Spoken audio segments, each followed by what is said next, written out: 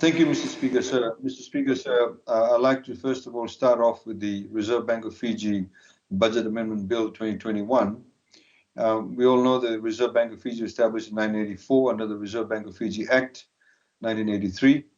The RBF's principal objectives are to protect the value of currency in the interests of balanced and sustainable economic growth, formulate monetary policy, promote price stability, and issue currency. To support its mandate, the RBF advances funds to its account holders, that is, commercial banks and the Fiji Development Bank, for a period not exceeding 183 days, subject to terms and conditions set out in Section 38D of the Act. As part of its broader role to support development in the Fijian economy, the RBF administers a number of concessional funding facilities, such as the Import Substitution and Export Finance Facility, or ISEFF, Disaster Rehabilitation and Containment Facility, or DRCF, and the Housing Facility for Businesses and First-Home Buyers. To date, a total of $334.9 million in loans have been disbursed under these special facilities, with a total of 220 businesses and 1,153 homeowners assisted. The scheme has provided the much-needed financial lifeline to many businesses during this difficult COVID-19 period. Mr. Speaker, in order to meet the requirements of Section 38D of the Act, funds advanced under the scheme are provided for an initial term of 6 months, with a 6-monthly rollover of loans up to 5 years. The restriction on the term of advances creates uncertainty on credit accessibility, and banks and other credit institutions may find it risky and administratively cumbersome to access funds under this arrangement. The restrictive loan term defeats the primary purpose of providing special incentives to the targeted sectors. Since the onset of the COVID-19 pandemic, many central banks in other countries have established and extended their lending program to eligible institutions for longer periods of more than 1 year. The objectives of these special programs are mainly to support lower cost of credit to borrowers and to provide incentives for lenders to expand loans to businesses, especially small and medium-sized enterprises, and indeed micro-enterprises in our case. Given the expansion of the RBF financing facility to cover micro, small, and medium enterprises lending, and to encourage more uptake in the scheme, extending the maturity of these loans beyond the 6-month limit will provide additional boost to lending institutions and help businesses stabilize and recover while making arrangements for the repayments. So, Mr. Speaker, sir, essentially, it's proposed that extending the term of the advance in the RBF special facility up to 5 years will provide the right incentive for lending institutions and businesses to access funds. And therefore, the period of 183 days has been substituted with 5 years. Mr. Speaker, sir, the next amendment that we are seeking to is the Fair Reporting of Credit, Bill 2021, Bill number 25 of 2021. Mr. Speaker, sir, the Fair Reporting of Credit Budget Amendment Bill 2021 seeks to amend the Fair Reporting of Credit Act 2016. The Act, Mr. Speaker, sir, provides for the regulation, administration, and licensing of credit reporting agencies in Fiji. The credit reporting sector in Fiji was not regulated before the Act came into force. The challenges faced by many customers in seeking to ensure that accurate information about the credit standing were made available to lenders led to the necessary reform undertaken to bring the sector under the supervision of the Reserve Bank of Fiji. And many members of Parliament will remember this, that before people used to just simply get reported for even $20. The first credit reporting agency license was the Credit Information Reporting Agency, or CIRA, on 3 April 2018. 3 licensed financial institutions, namely the Bank of the South Pacific, or BSP, commonly known, Merchant Finance Limited, which is a subsidiary of Fijian Holdings, and Bank of Baroda, have also registered as credit information providers and credit report recipients, in addition to one non-banking entity, which is Vinod Patel and Company Pte Limited, that essentially gives goods on hire purchase. To date, only 2 of these entities have been able to provide CIRA with credit information required. However, meaningful reporting is yet to be realized given the very low registration. Mr. Speaker, sir, the Fijian government in 2020 had also prioritized the undertaking of reform actions to meet the ease of doing business, or EODB, recommendations made by the World Bank. In line with the recommendation on the category of getting credit, a review of the Act was undertaken aimed at enhancing the needed work to progress the development of Fiji's credit reporting industry that would positively impact on Fiji's EODB ranking. Mr. Speaker, sir, by way of background, the category of getting credit primarily focuses on two aspects. Firstly, the availability of credit information through the presence of a credit reporting service provider, such as a credit bureau or a credit registry. And two, the depth of credit information index through rules and practices affecting the coverage, scope, and accessibility of credit information available through the credit reporting service provider. Both these aspects, Mr. Speaker, sir, have primarily been the focus of the framework established under the Act. However, in seeking to effectively implement the legislative framework, the regulated financial sector has identified limitations that prevent Fiji from optimizing its alignment to the criteria set under the Getting Credit category. Consultations with the banking industry and CIRA were therefore undertaken in 2020 to review these limitations and propose necessary amendments to the current legislative framework. It is against this background that needed amendments are being proposed to the bill, considering the EODB recommendations, concerns raised by the industry stakeholders. It is envisaged, Mr. Speaker, sir, that with the proposed amendments to the Act, the credit reporting sector, which currently is inactive due to the limitations identified, will be given the impetus to grow and, more importantly, meet the objectives of establishing legislative framework in the first place and ultimately assist the members of the public in the ease of getting credit through proper information which will be readily available to lenders.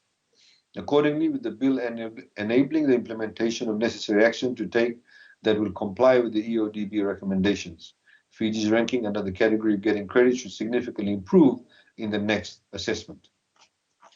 Mr. Speaker, sir, I think that the bill is quite clear in respect of the amendments that are there, and I won't delve into that. Mr. Speaker, sir, the next amendment is the Maritime Transport Budget Amendment Bill 2021, Bill number 26 of 2021. Mr. Speaker, sir, the bill amends the Maritime Transport Act 2013 in order to implement the changes announced in 2021-2022 budget address, which relate to issues regulated by the Maritime Safety Authority of Fiji. Essentially, Mr. Speaker, sir, the respective clauses substitute the role of the minister responsible for transport with the CEO of AMSAF to allow the CEO to exercise all the administrative decision-making powers necessary in relation to maritime licenses without having to elevate each of these issues to a ministerial level. AMSAF is the thinking behind this. Of course, AMSAF is the competent authority in this case.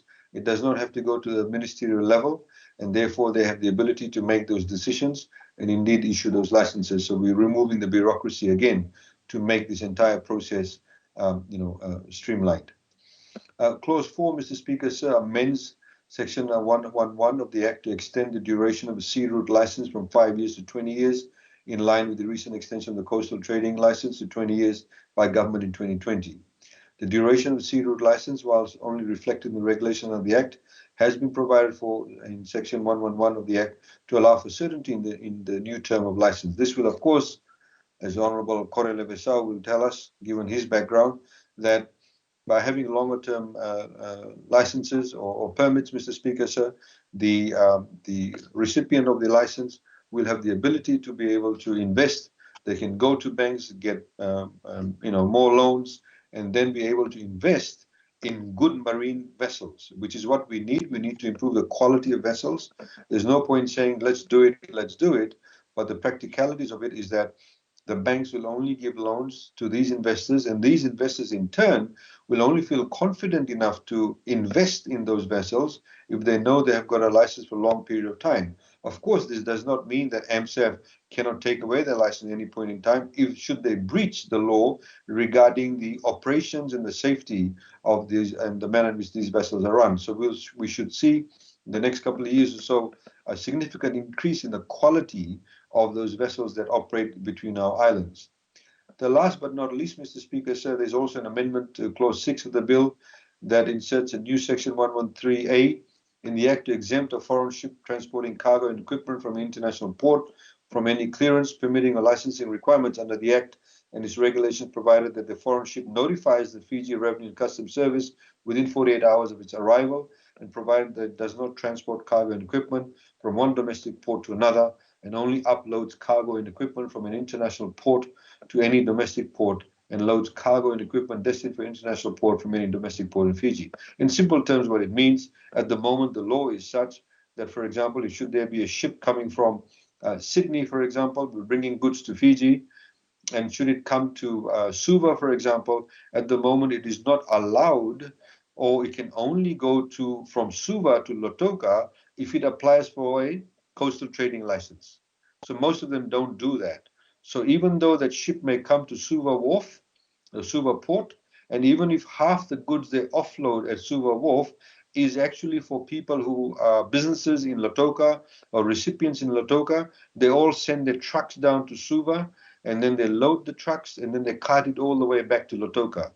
What this amendment will do, Mr. Speaker, sir, is that the shipping company needs to notify our authorities, FRCS, 48 hours before, and they can say, if they know that they'll be offloading things destined for Lautoka and Suva, they'll say, we'll visit Lautoka, we'll also visit Suva. So they can go to Lautoka, drop off the goods in Lautoka, and then, so those Lautoka people don't have to come all the way to Suva. Then they can come from Lautoka and drop off the goods destined for Suva in Suva. So again, you'll stop a lot of the trucks on our roads, the wear and tear on the roads. It also makes shipping a lot more attractive to Fiji. It's also good for the shipping companies also.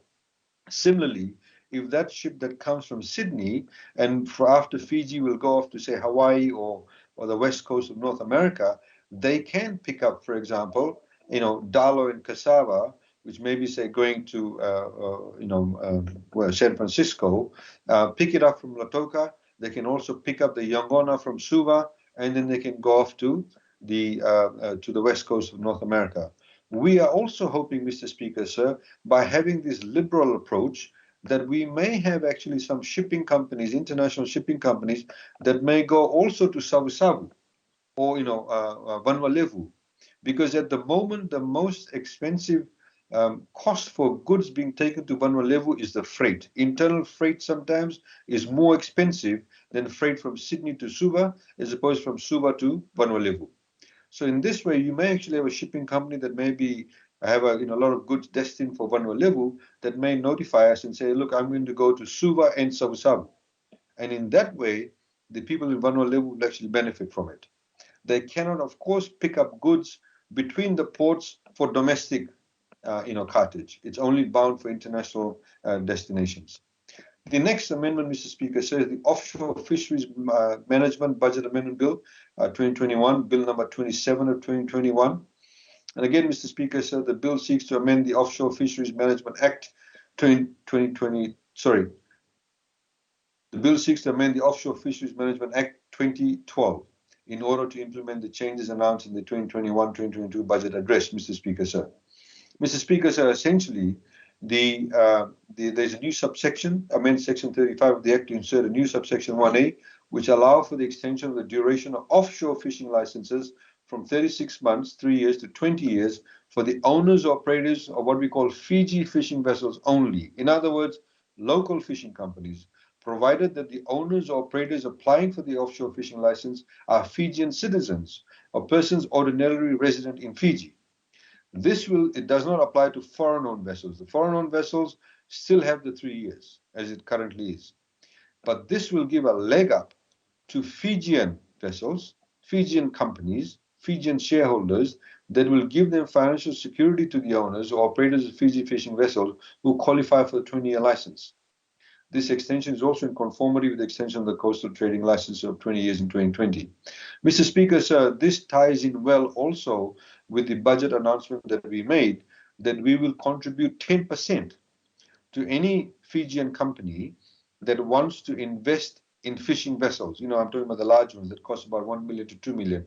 We will give 10% towards that because we want the Fijian flagged vessels to be upgraded in their quality. We want them to use better fuel, so we have a greener footprint, and so we reduce the carbon intake of these vessels. So we've said that, as announced in the budget, we'll contribute 10%. Banks like FDB are very keen to lend to them, and we believe that it will take off and will incentivize them, because now companies will know, Fijian companies will know that they actually will have a 20-year license. The other important point, Mr. Speaker, so it also removes the requirement to obtain authorization or permit for bunkering provisioning in Fiji. At the moment, Mr. Speaker, sir, we have a very bureaucratic approach to this, and that is that if, for example, a fishing vessel comes to Fiji, and even if they have to buy 5 loaves of bread and 3 tins of fish to take on board, they actually have to apply for a permit from the Ministry of Fisheries, and once that they have to be granted a permit, and only then can they take these food items onto the ship, which is quite ridiculous because other ports in the Pacific don't do this. So obviously we want to be in line with that. We want to be able to ensure that more ships come to Fiji, they buy our resources, use our products and services. Same thing with the fuel. If they want to buy our fuel to fuel up their ships, they should be able to do that without actually having to apply for a permit. All they'll simply have to do is that they need to notify that they have done X, Y, Z within 48 hours of doing so, or leaving the port. Mr. Speaker, sir, there is also a deletion of the reference to the Marine Act 1986 and substituting of the Ship Registration Act 2013 for the purpose of clarity. The Marine Act 1986 is no longer in force and was in fact repealed in 2013, so we bring this particular act up to date. The next amendment bill, Mr. Speaker, sir, is the Land Transport Budget Amendment Bill 2021, Bill number 28 of 2021. The LTA Budget Amendment Bill 2021 seeks to amend the LTA Act 1998 to achieve 6 key policy objectives. Firstly, the bill seeks to establish a new framework for taxi operators by removing municipal taxi bases and stands and replacing them with open taxi ranks, which will allow taxis to operate more efficiently within their transport zones. I'm talking about the public taxi bases, not the private ones. And Mr. Speaker, sir, this will of course be implemented at a date that LTA together with Minister for Transport will put into effect. The current system of municipal taxi stands requires most taxis to apply for hire in specifically allocated locations. We know that a lot of times it does not work. A lot of the places there's a lot of fights going on, and by having more of this bases created throughout, the municipality, more easier flow will be of these taxis, and indeed better service for members of the public. Mr. Speaker, sir, with the removal of taxi bases and stands, also proposed that various base stand and station fees that public service vehicle permit holders currently pay be removed and replaced with what we call an annual PSV levy paid for by all PSV permit holders and except rental permit holders. Rental permit holders are exempted because they do not use bases, stations, or stands. The PSV levy will be collected annually during the roadworthiness test. It will be put in a specific trust fund to be known as the Public Service Vehicle Trust Fund that will be used for the development, upkeep, and maintenance of public service transport facilities, including PSV bases, stands, and stations. The funding established is essentially in the same manner as the Accident Compensation Fund and will be managed by the Permanent Secretary responsible for finance. The fund will be subject to standard audit requirements for trust funds established under other written laws. However, though the provision enabling the open taxi rank and PSV levy system are being proposed in the bill, it is important to note that the provisions relating to the system will only commence once the on-ground work for the rollout has been completed, working together with relevant stakeholders, as I've mentioned earlier on. Mr. Speaker, sir, illegal vehicles being used for public purposes is a big problem. As you know that, so therefore the bill seeks to strengthen enforcement powers of LTA in relation to private vehicles illegally operating as public service vehicles and public service permit holders breaching their permit conditions by allowing LTA to auction off seized vehicles used in relation to such breaches of the Act after conviction. Illegal PSV operators are a significant problem on the roads right now, as they do not adhere to the same safety and conduct standards as registered PSVs. Empowering LTA to sell off these vehicles instead of simply returning them to perpetrators to continue carrying out these offences will sufficiently deter past and potential future offenders. Mr. Speaker, sir, furthermore, the bill seeks to amend the Act to allow for the changing of records held by LTA without charging a fee. So, for example, at the moment, if I want to change any records regarding, my personal details with LTA, I have to pay a fee of $8.18. So we're removing that. This fee, Mr. Speaker, sir, is required under Section 34 and 39 of the Act. Mr. Speaker, sir, it is envisaged that the removal of the fee will make updating records less burdensome for the public and encourage road users to be more proactive about updating the information. Mr. Speaker, sir, the bill also seeks to address a lacuna in the Act which currently does not provide for the carriage of patrons of businesses in vehicles registered under commercial vehicle licenses. Hotels and resorts, for example, which offer a hotel to airport or other location transport services, currently apply to LTA for exemptions to allow them to provide the service.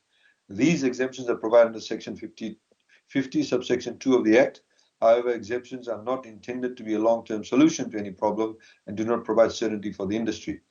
It is proposed that the Act be amended to specifically allow businesses with vehicles licensed under a commercial vehicle license to carry guests or patrons in such vehicles. This will help our tourism industry.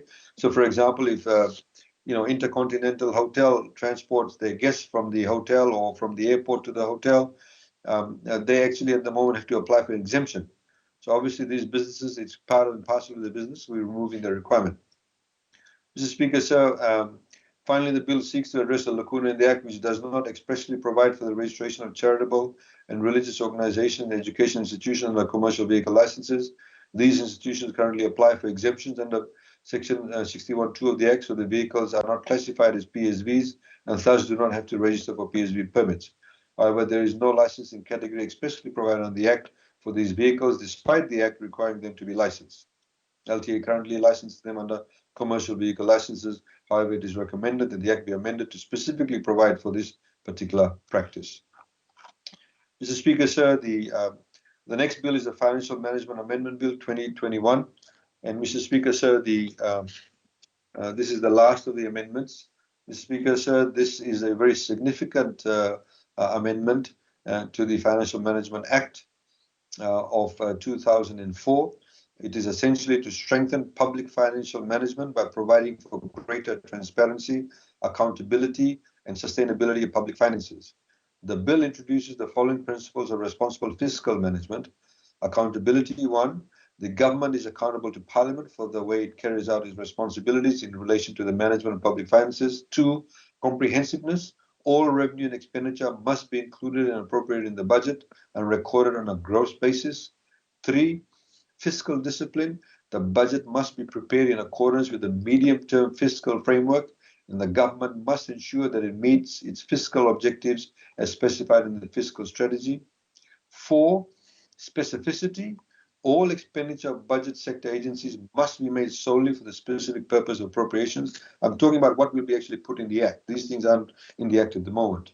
5, sustainability: the budget must achieve and maintain a prudent level of outstanding government debt and appropriate balance between revenue and expenditure. 6, transparency: the roles of those entrusted with financial management functions must be clearly specified in the Act or any subsidiary legislation made under the Act. And timely and reliable financial information on the budget and budget sector agencies and off-budget state entities must be made publicly available. And 7, value for money: all expenditure on budget sector agencies must be undertaken through the effective, efficient, economical, equitable, and ethical utilization of financial and non-financial resources to achieve the best possible development outcomes over the life of an activity related to the expenditure. These are very onerous standards which we believe should be implemented, because does not only apply to us, but for the future of all governments in Fiji. The bill, Mr. Speaker, sir, requires the ministry to prepare before each annual budget a fiscal strategy that clearly outlines the government's fiscal trajectory for a term of 3 to 5 years, medium term, outlining its plan for managing its finances, which includes expenditure, revenue, debt levels, as well as other fiscal risks that may be relevant. The fiscal strategy must be based on the principles of responsible fiscal management. It must set out the government's fiscal objectives for the medium term, set out the government's financial targets or limits for the medium term relating to A, revenue, expenditure, and borrowing as a proportion of gross domestic product; B, government debt stock and government debt financing or servicing, as a proportion of gross domestic product; and C, contingent liabilities as a proportion of gross domestic product. 3, it must review the performance of the previous 2 financial years against the financial targets or limits for the medium term. And 4, review the performance of the current financial year against the financial targets or limits for the medium term. The fiscal strategy must be submitted to Cabinet before it is tabled in Parliament. The Ministry is also required to publish the fiscal strategy on an official government website. The bill also allows the Ministry to deviate from fiscal strategy if there is economic shocks that occur. 2, the effect of the economic shock cannot be accommodated through the annual budget. And 3, the deviation is approved by Cabinet. An economic shock, Mr. Speaker, under the particular amendment is a pandemic, a climate-related event, or any unforeseen event that significantly threatens or has a large-scale adverse impact on Fiji's economy. If the ministry deviates from the fiscal strategy, the minister responsible for finance is required to inform Parliament of the deviation and the reason for the deviation. Again, this brings about a lot more reporting to Parliament. And Mr. Speaker, sir, the bill also requires the ministry to prepare a debt management strategy. The debt management strategy must articulate how the government intends to finance a budget and manage the costs and risks associated with the government debt portfolio for the medium term. The ministry is required to publish the debt management strategy on an official government website. The bill clarifies that an amendment to an annual budget may be made through a supplementary budget approved by Parliament. The bill recognizes the operations of the ministry in relation to internal audits. The bill also provides for the appointment of internal auditors and internal audit committees for the purpose of having oversight of internal audits and the work of internal auditors. Mr. Speaker, said the bill requires the minister, in this case the Minister for Economy, to ensure that a pre-election economic and fiscal update on the state of the economy is prepared and published on an official website within 14 days after the commencement of the campaign period. The term campaign period has the same meaning as that in Section 2 of the Electoral Act 2014. This period is to be determined by the Electoral Commission and must not be earlier than 3 years and 5 months after the first sitting of Parliament, after the previous general election of members of Parliament, and later than 48 hours before the general elections. The pre-election economic and fiscal update must outline 1, the current fiscal performance and outlook of the economy for the medium term, 2, the level of debt stock, 3, contingent liabilities, 4, major fiscal risks, and 5, any other socioeconomic indicators. A pre-election economic and fiscal update would provide for greater accountability and transparency, thus enabling a level playing field for all political parties during general election. So it's not only within the purview of government, but it must be put out in the public space so all political parties can take advantage of that proper information. The bill, Mr. Speaker, sir, makes consequential amendments to the Electoral Act 2014 to require all political parties and candidates, including those acting on their behalf, who make campaign promises before a general election, to explain in detail how those promises will be financially realized. With this new requirement, political parties and candidates will not be able to make fanciful promises without ensuring that the promises are financially viable. Voters are also likely to better understand the economic and financial basis of the policies proposed by political parties and candidates. A breach of this requirement will result upon conviction in a fine of not exceeding $50,000 or imprisonment for a term not exceeding 10 years or both. Unclaimed trust money. The bill, Mr. Speaker, also allows any trust money that is remaining and unclaimed for 1 year after the dissolution of a trust to be treated as public money and therefore be paid into consolidated fund. If a person claims the trust money and establishes the claim to the satisfaction of the Permanent Secretary for Economy, the money must be paid to the person out of the consolidated fund.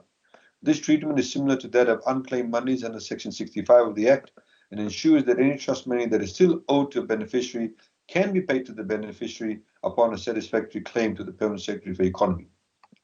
The bill requires the Permanent Secretary for Economy or an internal audit committee to notify the responsible authority for a budget sector agency of any non-compliance with the Act or any subsidiary legislation made under the Act by the budget sector agency or officer of the budget sector agency. Mr. Speaker, sir, these are the significant changes that the bill will bring about to the Financial Management Act. And I put this to Parliament, Mr. Speaker, sir, by way of introduction to these bills that we are debating today, the 6 bills that we are debating today. Thank you, sir. Honourable Attorney-General.